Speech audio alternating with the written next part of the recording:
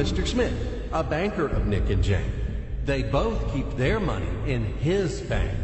That's why we use the title Mr. Smith with respect.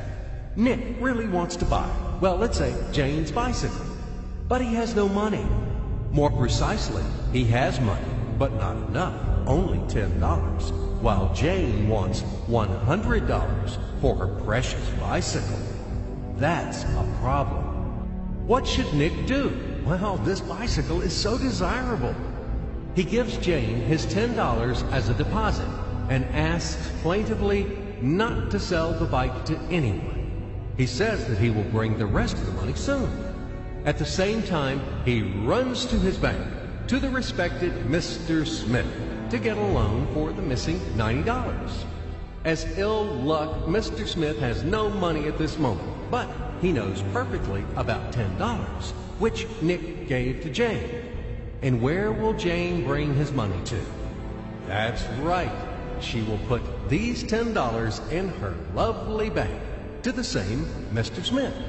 Therefore, Mr. Smith asks Nick to come back tomorrow in the hope that tomorrow he will get these $10.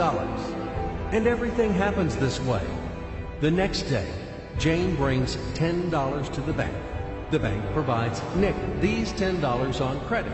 Nick immediately gives them to Jane. She again puts them in a bank. The bank again provides Nick these $10 on credit, etc. As long as Nick the fool will gather enough money for the bicycle. Don't you get confused yet? Be patient, I told you. These demons have been trying to confuse you during 1,000 years. These damn economists and financiers. But anyway, we will figure everything out. So what do we have in the end? Nick finally got the bike from Jane. Wow! But at the same time, Nick owes $90 to the bank, Mr. Smith. And the bank, in its turn, owes $100 to Jane. In other words, those $10, which existed initially, have magically turned into $200, $190 of debts plus real $10. But these $10 would also turn into $1,000, even in a million or a billion, if Nick would make a more expensive purchase. In this case, our $10 would make the increasing number of its cycles, circuits from hands to hands. That's it. So, what happens in today's world? SOS! It appears that banks also make money out of thin air and multiply them. Not only Fed can produce money, but banks either. In short, everybody can do this, except you and me. We are not in the business at this celebration of life. I would like to print or draw some money as well. In fact, these banks multiply money without any control. And we're still wondering why the banker lives better. What are naive fools are we? Now it is clear why.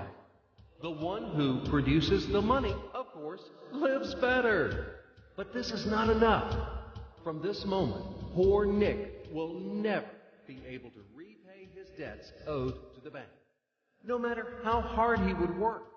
Silly Nick doesn't know it yet, that he's in slavery to the bank, in credit bondage forever, because those $90, which he owes to Mr. Smith, do not exist in nature at all.